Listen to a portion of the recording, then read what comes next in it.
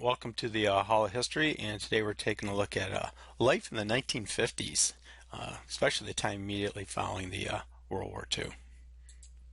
Well, what really changed after World War II was the whole society changed.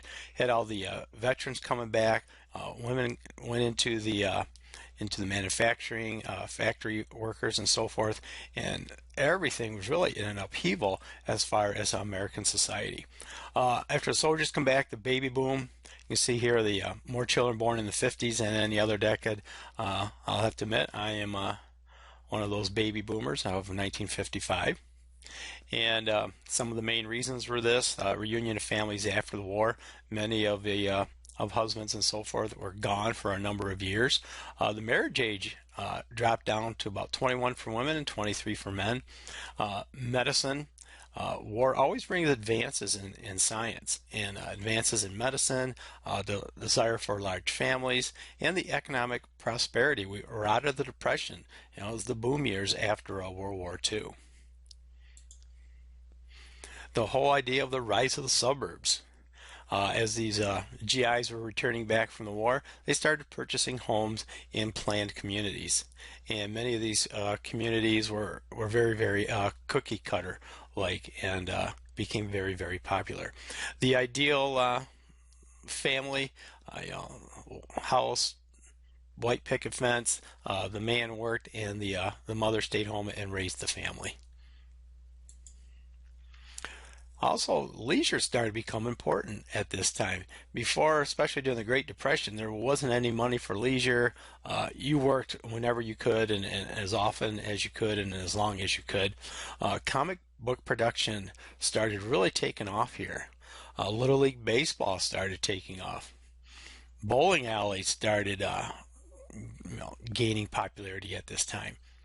Boy Scouts and Girl Scouts started reaching all-time highs, and swimming pools became very, very popular at home and at public locations. It was a sign of prosperity to have a swimming pool in your backyard at this time.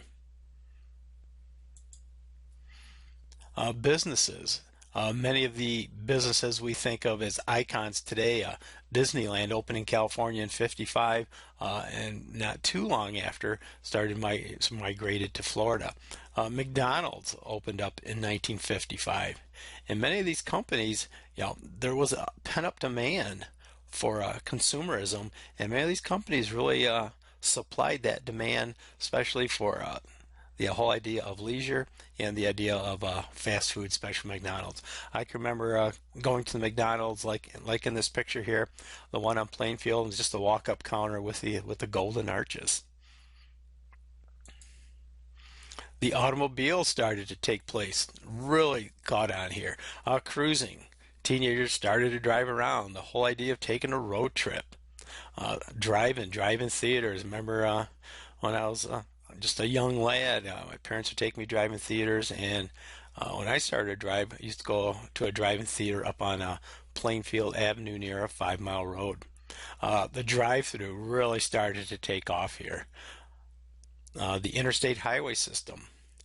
And the interstate highway system was really a necessity brought on by President Eisenhower, who wanted to move war material quickly through the United States.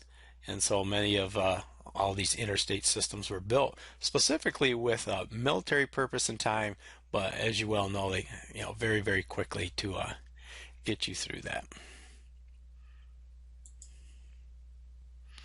America became a whole nation of consumerism. The whole idea of advertisement. If you ever watch, I think it's one of the HBO, HBO series, Mad Men. That's that whole idea of making the big buck. The advertising companies. The American dream: a house, a couple cars, a couple kids.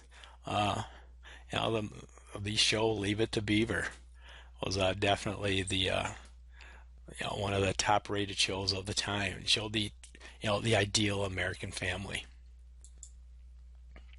Life at home was interesting. There was a lot of a lot of building of bomb shelters in your basement, stacking putting supplies down there.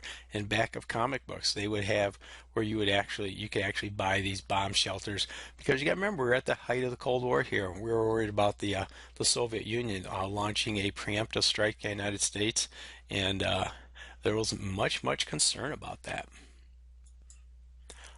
Schools and students prepare for drills.